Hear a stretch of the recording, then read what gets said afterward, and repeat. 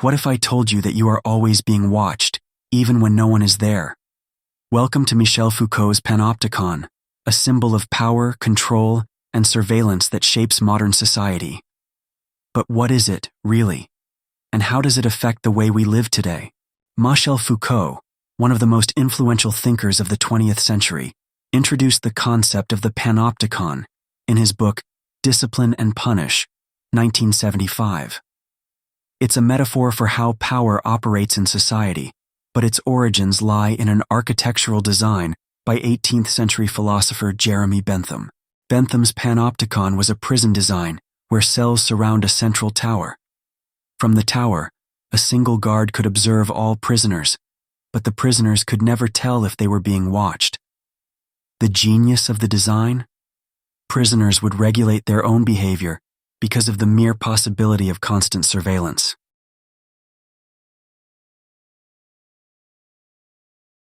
Foucault used this as a metaphor for modern society. He argued that the Panopticon wasn't just about prisons, it reflected how power structures work in schools, hospitals, factories, and even social media today. Surveillance is everywhere, but it's not always visible. We've internalized this gaze, modifying our behavior to fit social norms without even realizing it. The Panopticon also extends into everyday institutions. Schools and classrooms, for instance, are designed in ways that reinforce discipline.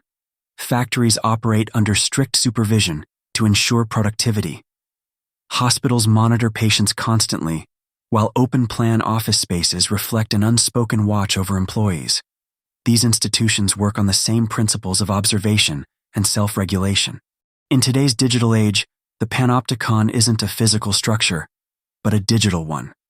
From CCTV cameras on the streets to algorithms tracking your every move online, we live under the constant eye of data collection. Think about it.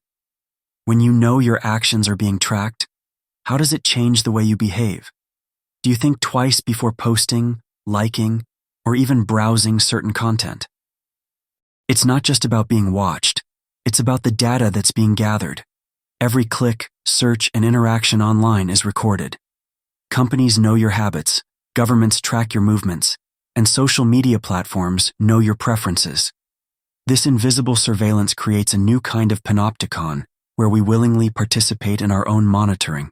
What makes the digital panopticon even more insidious is how it creates a sense of freedom while controlling our behavior.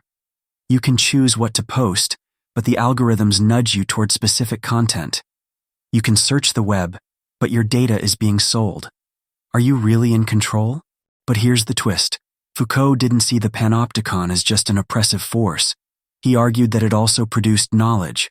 By observing, society can categorize, analyze, and ultimately control populations.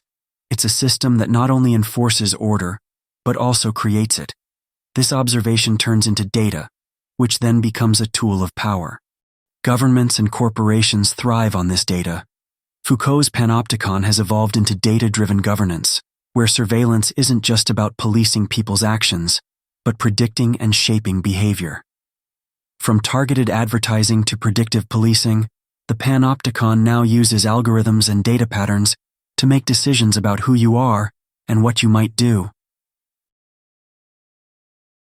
The panopticon represents more than just surveillance.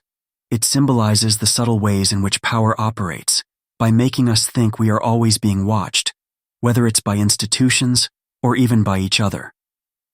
In Foucault's view, the perfect system of control is when people regulate their own behavior, because they believe they could be watched at any moment. This idea of self-regulation extends far beyond physical surveillance. Think about social media. When you post online, you're not just sharing thoughts, you're crafting an image, aware of how you'll be perceived. The fear of judgment or rejection serves as a form of social control, making the panopticon even more pervasive in our personal lives. And it doesn't stop at individuals. Governments use the panopticon to maintain control over populations. Surveillance laws, mass data collection, and global intelligence networks are built on the principles Foucault identified. In some parts of the world, people live under constant digital surveillance by the state, from social credit systems to mass monitoring of political dissidents. In the end, Foucault leaves us with a haunting realization. The Panopticon isn't just a design, it's a reflection of modern power. In a world where visibility is a form of control, are we truly free, or are we all prisoners of the gaze? So the next time you pick up your phone, log into social media, or walk past a surveillance camera, ask yourself, who's really watching, and how is it shaping the way you live? You found this video enlightening. Hit the subscribe button for more deep dives into the ideas that shape our world.